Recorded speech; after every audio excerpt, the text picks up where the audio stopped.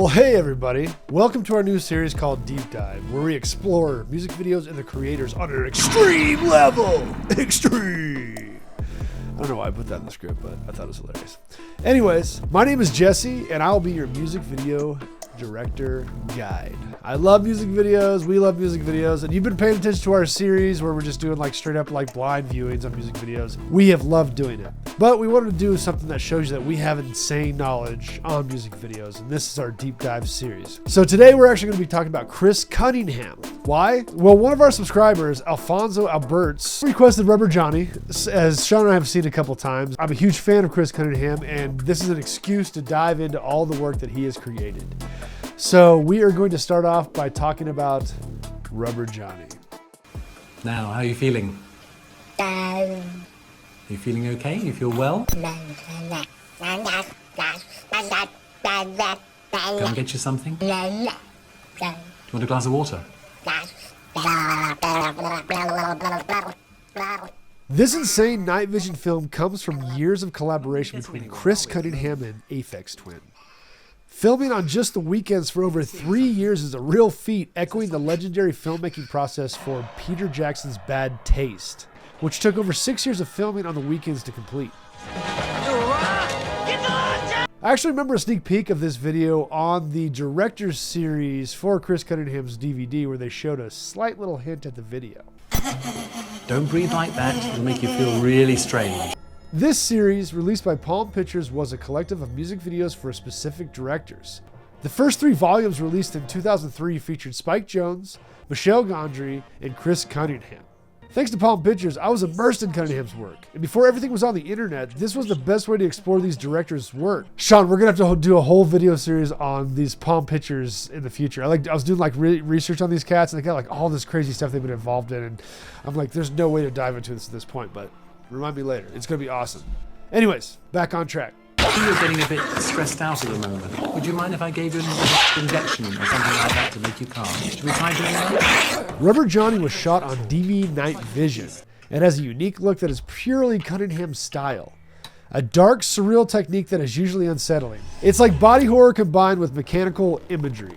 I love it. Something like the movie Virus that Jamie Lee Curtis was in. Order to survive. It's creating a new life form. What? It wants us for spare parts. Honestly, I would have liked to see Chris Cunningham direct that film. That would have been dope. Work with like a Cronenberg of some sort. Do like some body horror. I mean, honestly, Cunningham teaming up with Brandon. Let's see it happen, dude. Let's go. It won't hurt you at all. Just like a little bee sting. Years of collaboration between Aphex Twin and Chris Cunningham has manifested some amazing work, with music videos like Aphex Twin's Come to Dad.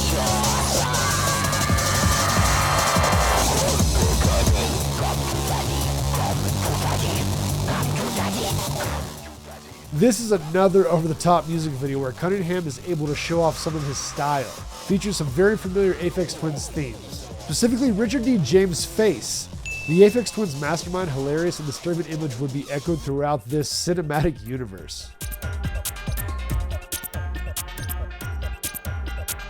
So Aphex Twin has used this marketing tool for years, blasting his face on several albums and merch. Recently, his face is on a pair of gloves that you use to cover your face, so you can now be an RDJ clone too. The branding still sticks out as if the music should be terrifying, though most of Aphex Twin's music is on the chiller side.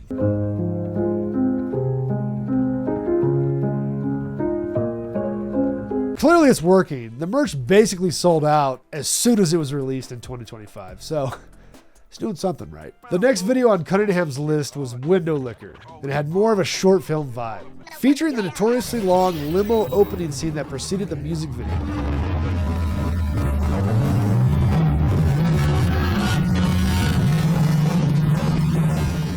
This takes us from a traditional 90s drama into Cunningham's universe, featuring creepy masks, dope dance moves, and hot ladies. Also, recently, I think it was Oliver Tree's Hurt music video. He has, I don't know if it's a reference to it or what, but there is that limousine that he's in. That is right. That's like extraordinarily long. Might even be longer than the Aphex Twin one. But I mean, you should time it and put it beside. Dude, we should do that. Seriously, the Hurt video next to Come to Daddy, or not Come to Daddy, Window Licker. Let's see it.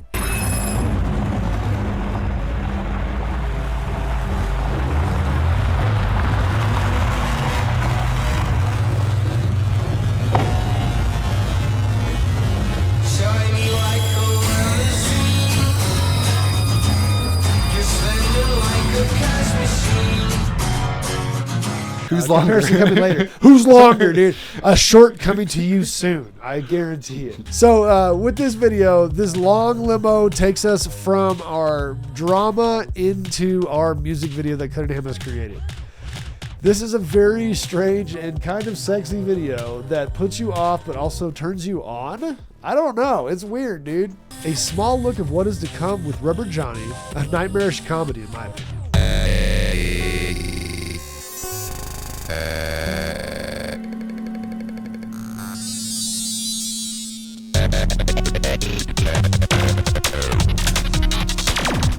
A raver morphing as they danced was the original concept for Rubber Johnny. Cunningham put in his own twist with his extreme editing technique. Cunningham jumped into the prosthetics, playing the main character of a deformed teenager, kept in a wheelchair, and locked in a dark basement. This combined with a rather aggressive chihuahua was peak Cunningham. Well, this video was originally intended to be a 30-second commercial for Drunkez, the Aphex Twin's album. However, Cunningham grew to like the concept more and more and decided to expand it into this 6-minute short film. Something I will never forget. So it got so popular that Warp Records released it onto DVD with a book in 2005. It featured a 40-page book of drawings and photographs from the film. This was Cunningham's first published book of original artwork, which has a particular importance because Cunningham, who started as a comic book artist, had never really had a solo book of his own work.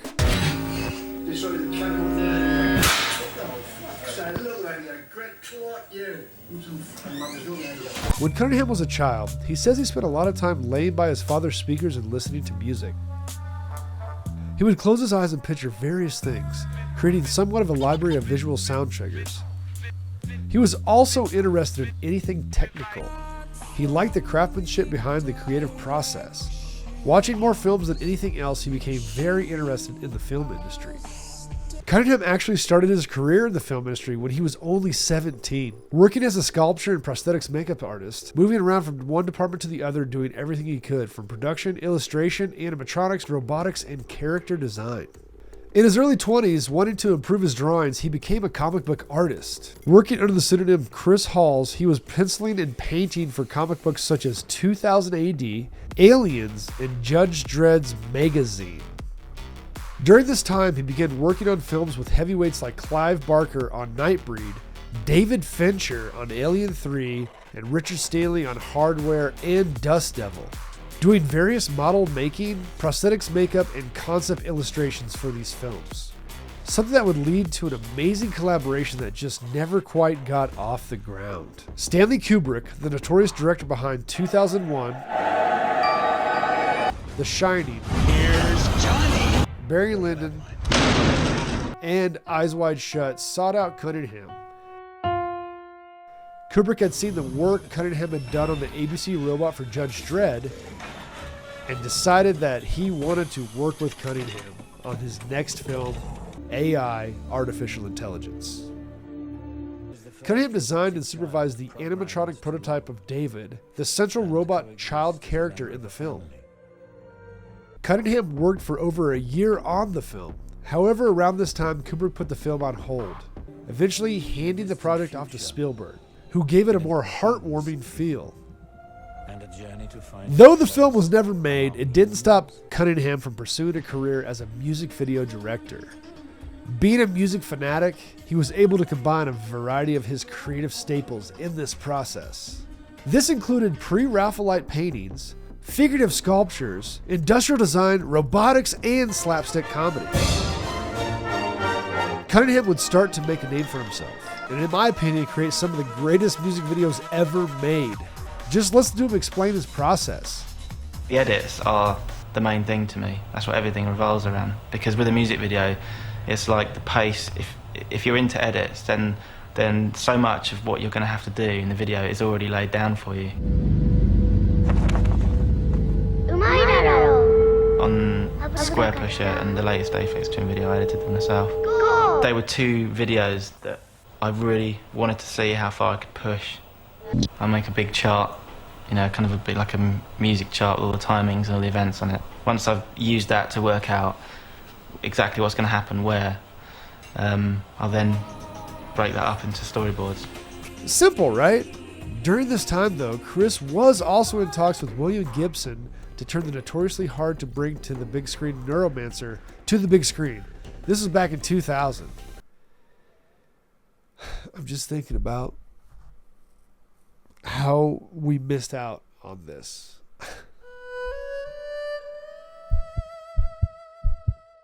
Don't cry, Jesse. It's so hard, Sean. The amazement of Chris Cunningham. The FOMO. The FOMO, dude. Move on, right? Just move on. Sadly, what made Chris stand out was also his Achilles heel. His style is attached so heavily to music and sound, it became harder to work with other musicians. Quote, I'd have an idea for something that the music didn't really allow for. Though Chris did create some of the most iconic music videos of the late 90s and early 2000s, including videos for Placebo, Jesus Jones, Portishead, Years of frustration lay down side by side. Madonna, If I could melt your heart, Square Pusher, and Bjork, he kind of stepped off the mainstream path and decided to keep making art in a non-traditional way. Can't fault the man for wanting to chase his dreams, right, Sean? Absolutely not. He took his once hobby of making music seriously and began producing music. He discovered that making the film and the music at the same time opened up a whole new level of creativity that became the direction that he wanted to go, rather than going into the direction of directing feature films. Grace Jones and Chris did a photo shoot together around 2008, which evolved into a few video projects that are actually rather hard to find online. So if you guys are out there and you have a copy of this or something, send it my way. I'd love to see this. Enlighten me. The Gil Scott Heron video he put out in 2010 shows a new approach. He mixed raw vocals and built new music and a film around the track New York is Killing Me, adding a haunting New York at night and the 80s vibe that settles nicely as a visual experience.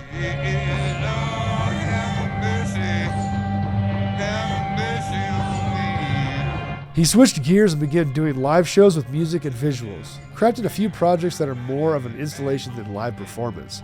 Echoing the project he did in 2001 called Monkey Drummer, one of my absolute favorite videos that he's ever done. Check it out.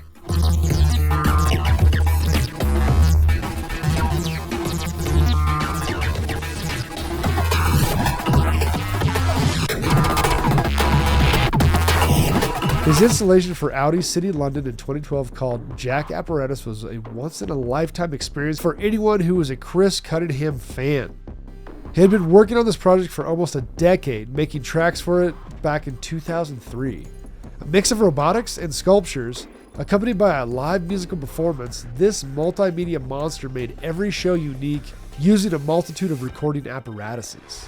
Only being performed for live audiences at festivals in Japan and Europe, those who got to see it are some of the luckiest people on earth, y'all. I'm jealous. Send me some footage of this. So after watching and listening to a lot of these interviews with Chris Cunningham, it sounds to me that he was weary of being pigeonholed.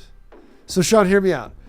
I love Chris Cunningham's weird videos. Now that's the stuff that is making him iconic to me. But the reason that he backed out of the world that he was about to grow into is because he was worried that he was only going to basically be making Come to Daddy for the rest of his career. Now, hearing it that way, as a creative myself, it has a different tone to it.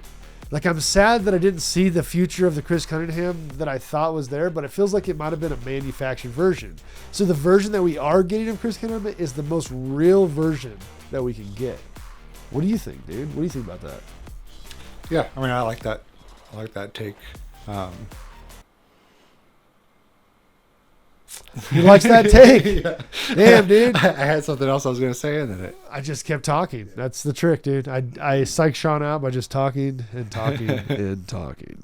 Either way, dude, it's pretty dope this cat decided to take this path. I mean, you do what you do to be creative, and, you can't hate that. So it sounds like he fell off the radar, but to me, it sounds like he's chased the dream he wanted to chase.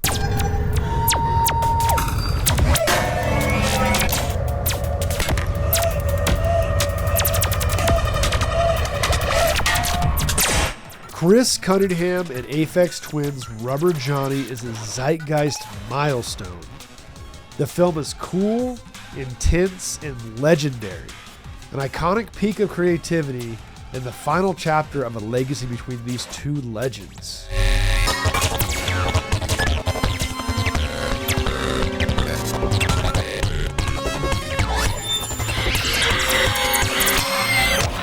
You're a great clock, you. You're a good hand. Fuck's sake, look at that crap. All right, y'all, that's a wrap on our deep dive for Chris Cunningham. If there's any other creatives like music video directors, music videos that you really want to see us do a deep dive on, leave us a comment below. In the meantime, go check out this video where we just do a live watch of Come to Daddy, where I freak out and tell you how amazing it is. And stay tuned for anything else that we're coming out with. Later, y'all.